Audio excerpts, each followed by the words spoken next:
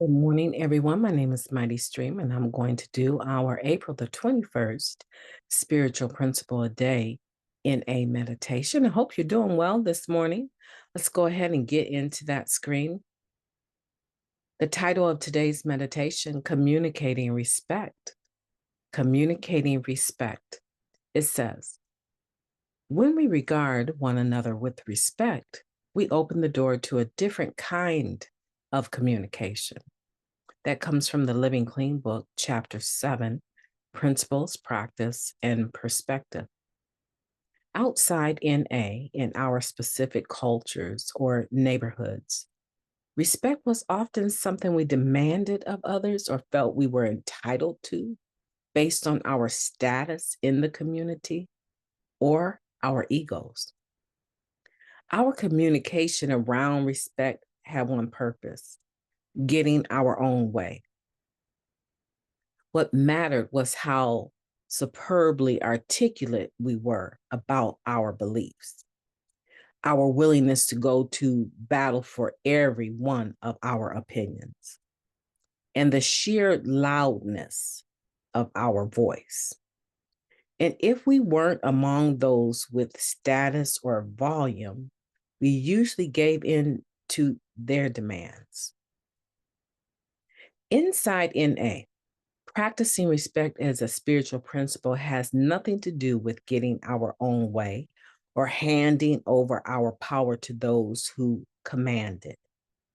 Regarding others with respect includes paying attention to how we are communicating with our voice, facial expressions, body language, or our silence.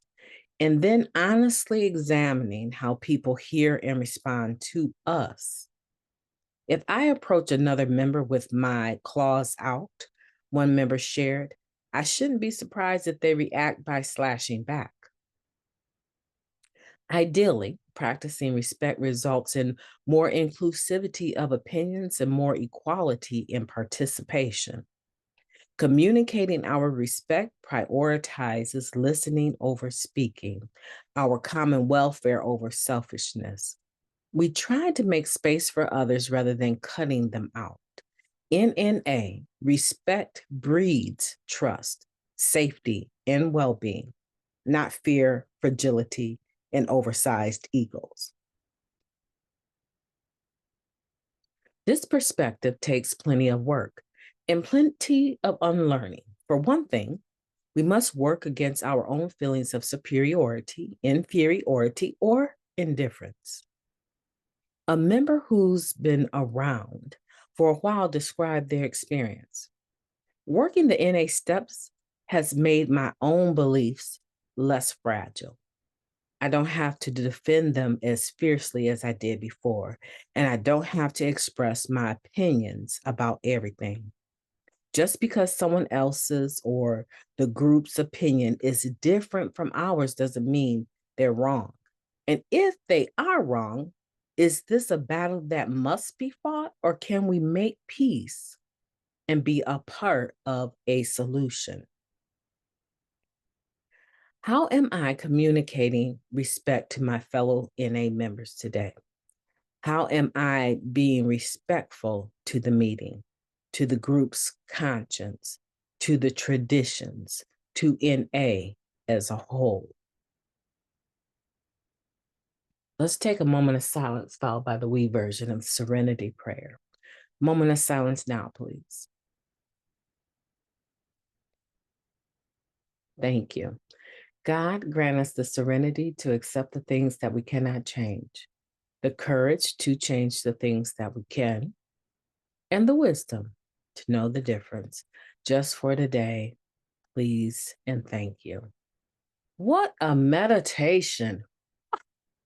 What a meditation. Oh my goodness. Talking about communicating respect. I mean, every paragraph here hits the nail right on the head because it's talking about that at some point in time, the ideal of respect for us, right? Before we got here and learned that everyone has an opportunity to share, that everyone has the opportunity to listen to others share, and that everyone has an opportunity to have their higher power or lack of higher power respected. This isn't a debate or some religious movement. You can come in with your own higher power and you can share, giving evidence of your relationship. Now, I wouldn't want you to try to convert me, right? And I would definitely not try to use my share to convert other people. However, if I want to talk about my relationship with my higher power, as it relates to my recovery, key point, I'm totally able to do so. This is the first place where I actually came and had a seat at the table and nobody could tell me to get up and leave. Where actually, when we talk about everyone has an opinion, that my opinion was my opinion, and I didn't have to put your opinion down nor expect you to lift mine up. I could have a seat at the table. Oh, you can tell I'm getting excited about this meditation. You can tell I'm getting excited about this meditation, right? Because this was the first place, Narcotics Anonymous was the first place where I was taught equality. I'm talking about where your skin didn't matter, your hair type didn't matter. If you had good hair, bad hair, everybody had a seat at the table. You had light skin or dark skin or very white skin. It didn't really matter because everyone had a seat at this table, because we realized that we were all addicts, desperate to learn another way to live. The playing field was evened out completely when I got to Narcotics Anonymous. And don't think I didn't get a hunch up on my back sometimes about certain situations. I did. I did. But I was quickly checked.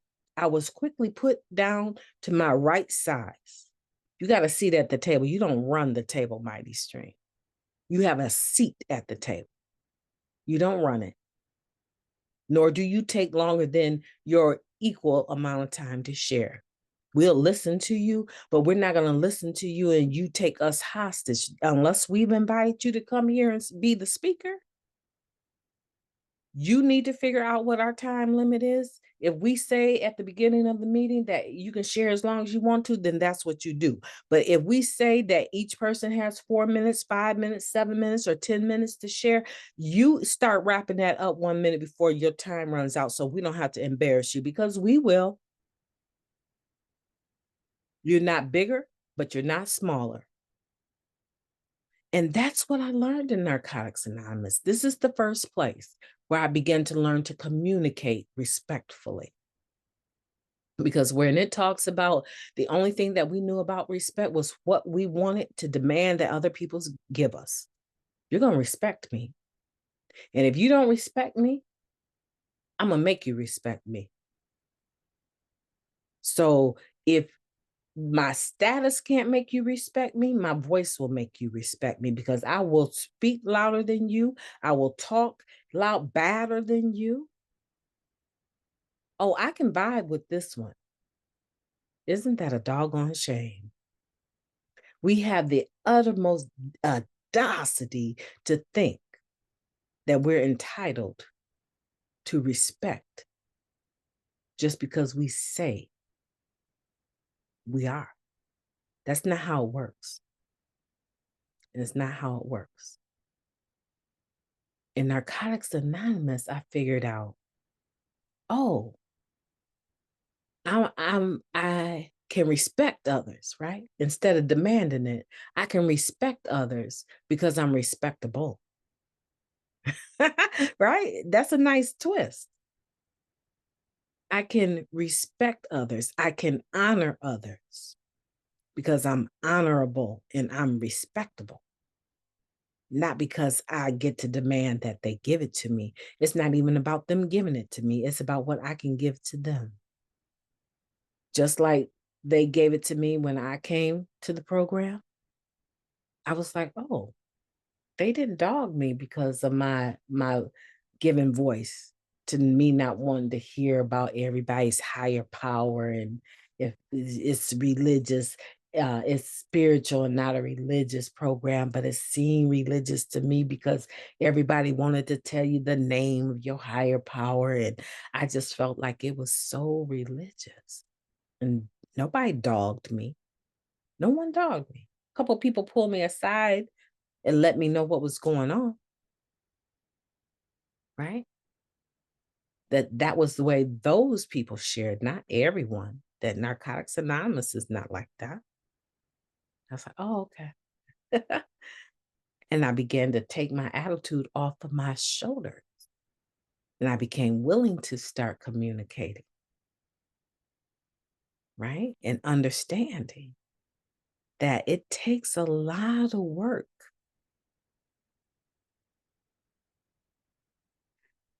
to communicate respect instead of disrespect. Communicating disrespect was my go to.